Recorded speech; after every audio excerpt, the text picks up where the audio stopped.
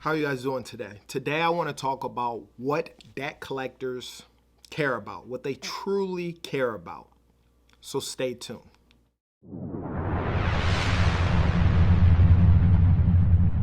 Thank you guys for clicking on this video to watch and find out what debt collectors truly care about. If you haven't had time, be sure to hit the subscribe button, hit the like button, and share this video with somebody, 2 or 3 of your friends that could use this information, okay? So ultimately, I've been in the debt collection industry for over 15 years. During that 15 years, I've done it all. Skip tracing, collecting, management. I've even owned 2 debt collection agencies.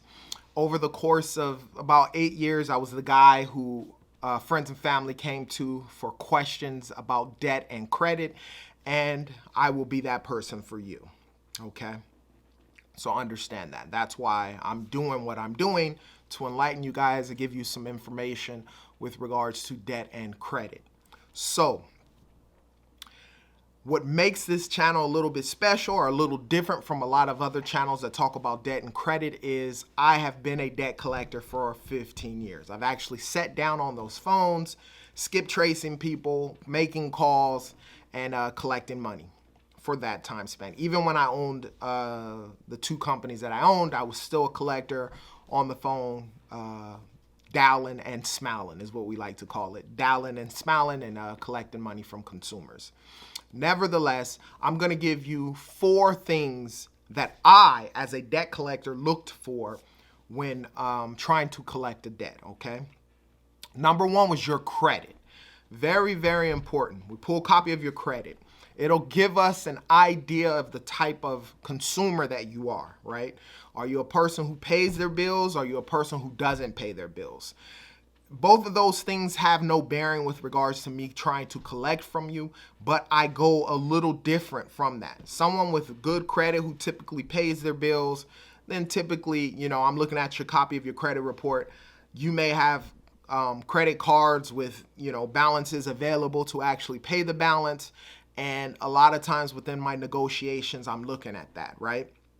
You have people with subprime credit, which are on the lower end of the credit spectrum. And then you have people with prime credit, which is in the middle, and then very good credit, which is more towards the top tier. But looking at your credit is very, very important, and probably the first thing that I do, which will give me an idea of how to try and collect from you as a consumer, okay? So your credit.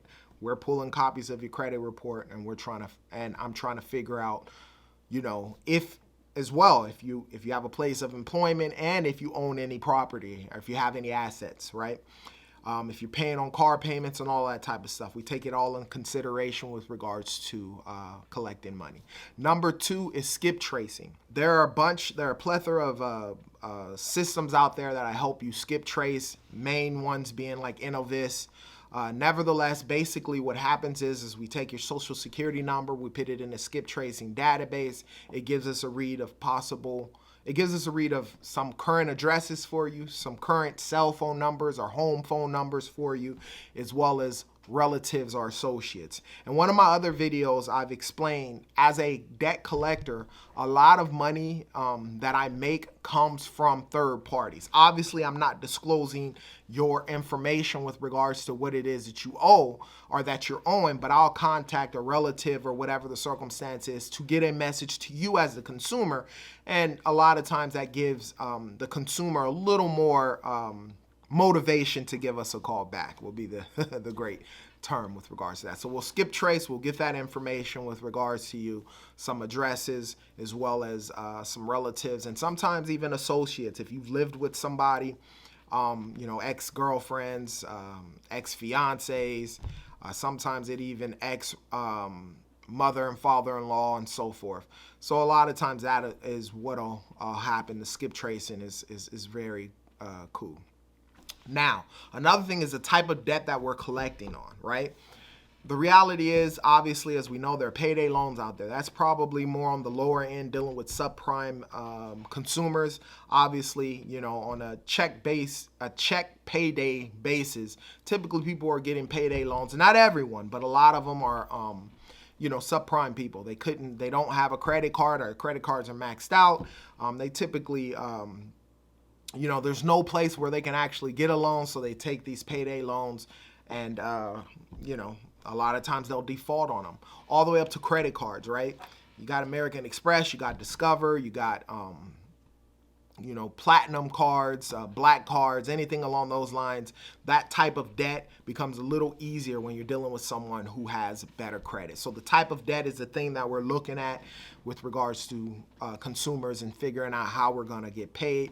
And last and not least is obviously getting paid, getting the money from you as a consumer. So with those three things that I explained to you, your credit, skip tracing you, and then figuring out the type of debt that we're collecting on from you as a consumer will determine how I'm going to get paid as a debt collector, right? I'm going to look at those things, and then it'll determine how I'm gonna get paid. Now, don't get me wrong. I've had subprime people, you get on the phone, they pay immediately. I've had people with great credit who won't pay. They give you the runaround, or you got a lot of stuff to go to get the money from them. And so, you know, it does weigh in, but the reality is typically the better the credit is, if they're employed, if they have assets via a house, or, you know, obviously they're working, then it makes it as a whole a lot easier to get money from that consumer than a person who's dealing with subprime, owes a bunch of people in that situation with regards to that. But this is what debt collectors look for. It's the truth. Obviously, everything comes to us getting paid. We want to get paid. We want to pay. Obviously, like I've stated before, most debt collection agencies are a month-to-month business. And so whatever we collect from April 1st to the last day of April typically is formed with regards to our commission. You know, you have a number you have to hit. Once you hit commission, you know, you're making money after that. And that's why, with regards to all of the other videos that I have, best time to negotiate and all those types of things factor in. But that is truly what a debt collector cares about when trying to collect consumer debt. Now, if you have any questions about debt or credit, questions with regards to debt collectors in general, put them down in the comments section. If you don't want to do that, there's always an option to email me at askadebtcollector@barrettrecovery.com. Email me there. I'll respond. I promise I'll respond, whether it's in the comments or the email. And as always, you guys, you be great.